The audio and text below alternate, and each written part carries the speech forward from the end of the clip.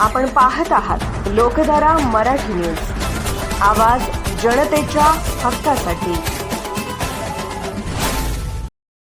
जीवन तो माणूस बनून गेला आम्ही होतो गुलाम, आम्हाला बादशाह बनून गेला सूर्याप्रमाणे तेज दिसणारे व्यासपीठ, चंद्राप्रमाणे शीतल छाया देणारे पर्यवेक्षक आणि चांदण्याप्रमाणे चमचम चमकणारे माझे भावांनो, सर्वांना माझे नमस्कार। माझे नाव मुतक्का विठ्ठल पुजारी।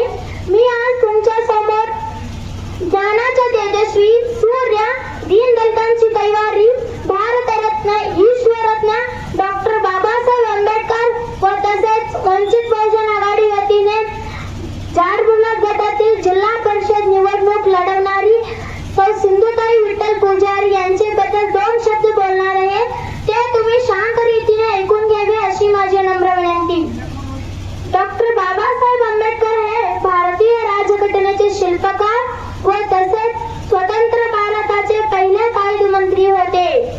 त्यांनी शिक्षण हे समाज प्रबोधनाचा उत्तम माध्यम आहे हे जाणले व आपल्या बांधवांना त्यांनी शिका व संघटित व्हावा, संघर्ष करा असा संदेश दिला। तसेच वंचित बहुजन आघाडी वतीने सौ सिंधुताई विठ्ठल पुजारी तथागत प्रकाश आंबेडकर बॅरिस्टर आहे, त्यामुळे वंचित बहुजन समाजाला न्याय मिळवून देणारे हेच व्यक्ती आहेत। सगळे मायबाप जनतेनो ऐका, महाराष्ट्र जनतेला न्याय मिळवून देणारे हा एकच व्यक्ती प्रकाश आंबेडकर आहे। म्हणून संविधान वाचवणारे, संविधान पद्धती चालवणारे हेच व्यक्ती आहे। जाडबुलाक गटातील सौ सिंधुताई विठ्ठल पुजारी उभा राहिले, हेच व्यक्तीला तुम्ही मतदान केले तर प्रकाश आंबेडकर मंत्री होईल। यांचे चिन्ह आहे सिलेंडर गॅस। या चिन्हावर तुम्ही बटन मारून तुमच्या अमूल्य हाताने प्रचंड बहुमताने निवडून आणा। सगळ्यांचा चांगल्या भविष्यासाठी मतदान करा। ಎಲ್ಲರಿಗೂ ನಮಸ್ಕಾರ। ನನ್ನ ಹೆಸರು ಮುತ್ತಕ್ಕ ವಿಠ್ಠಲ್ ಪೂಜಾರಿ। ನಾನು ಇಂದು ಭಾರತ ರತ್ನ ಈಶ್ವರರತ್ನ ಡಾಕ್ಟರ್ ಬಾಬಾಸಾಹೇಬ್ ಅಂಬೇಡ್ಕರ್ ಮತ್ತು ವಂಚಿತ ಬಹುಜನ ಆಘಾಡಿ ವತಿಯಿಂದ ಜಾಡಬುಲಾಕ್ ಘಟ್ಟದಲ್ಲಿ ಸರ್ ಸಿಂಧುತಾಯಿ ವಿಠ್ಠಲ್ ಪೂಜಾರಿ ಅವರ ಬಗ್ಗೆ ಒಂದೆರಡು ಮಾತುಗಳನ್ನು ಹೇಳಲು ಬಯಸುತ್ತೇನೆ। ಅದನ್ನು ನೀವು ಶಾಂತ ರೀತಿಯಿಂದ ಕೇಳಬೇಕೆಂದು ನನ್ನ ವಿನಂತಿ। ನಾನು ನಿಮಗೆ ಮೊದಲಿಗೆ ಒಂದು शायरी ಹೇಳಿದ್ದೇನೆ, ಅದು ಏನೆಂದರೆ कोणाचा जन्म कोणाला काय देऊन गेला, फक्त बाबासाहेबांचा जन्म मला न्याय देऊन गेला। जनावरासारखे होते जीवन, तो माणूस बनून गेला। आम्ही होतो गुलाम, आम्हाला बादशाह बनून गेला। ಅಂದ್ರೆ ಯಾರ ಜನ್ಮ ಯಾರಿಗೆ ಏನ್ ಕೊಟ್ಟೋಯ್ತು, ಆದ್ರೆ ಡಾಕ್ಟರ್ ಬಾಬಾಸಾಹೇಬ್ ಅಂಬೇಡ್ಕರ್ ಜನ್ಮ ಎಲ್ಲರಿಗೂ ನ್ಯಾಯವನ್ನು ಕೊಟ್ಟೋಗೈತೆ ಅಂತ ಹೇಳ್ತಾರ। ಯಾಕಂದ್ರ ಅವ್ರು ಹೆಂಗ್ ನ್ಯಾಯ ಕೊಟ್ರಂದ್ರಪ್ಪ, ಅವಾಗಿನ ಕಾಲದಾಗ ಕೀಳು ಜಾತಿ ಮೇಲು ಜಾತಿ ಅಂತ ಹೇಳ್ತಿದ್ರು। ಡಾಕ್ಟರ್ ಬಾಬಾಸಾಹೇಬ್ ಅಂಬೇಡ್ಕರ್ ಅವರು ಕೀಳು ಜಾತಿಯವರಂತ ಹೇಳ್ತಿದ್ರು। ಆವಾಗ ಒಬ್ಬ ಊರಿನ ಮುಖಂಡರಾಗಿದ್ದರು। ಅವರು ಡಾಕ್ಟರ್ ಬಾಬಾಸಾಹೇಬ್ ಅಂಬೇಡ್ಕರ್ ಅವರಿಗೆ ತಲೆಯ ಮೇಲೆ ಮಡಿಕೆ ಮತ್ತು ಸೊಂಟಕ್ಕೆ ಪೊರಕೆಯನ್ನು ಕೊಟ್ಟಿದ್ದರು, ಕಟ್ಟಿ ಹೋಗಲು ಹೇಳಿದರು। ಪೊರಕೆ ಎಂದರೆ ಹುಡುಗುದ। ಅವರು ಏಕೆ ಕಟ್ಟಿದರೆಂದರೆ ಅವರು ನಡೆಯುವಾಗ ಅವರ ಹೆಜ್ಜೆ ಬೀಳುತ್ತವೆ, ಅವು ಹಾಗೆ ಹುಡುಗಿ ಹೋಗಲಿ ಅಂತ ಹೇಳ್ತಾರೆ।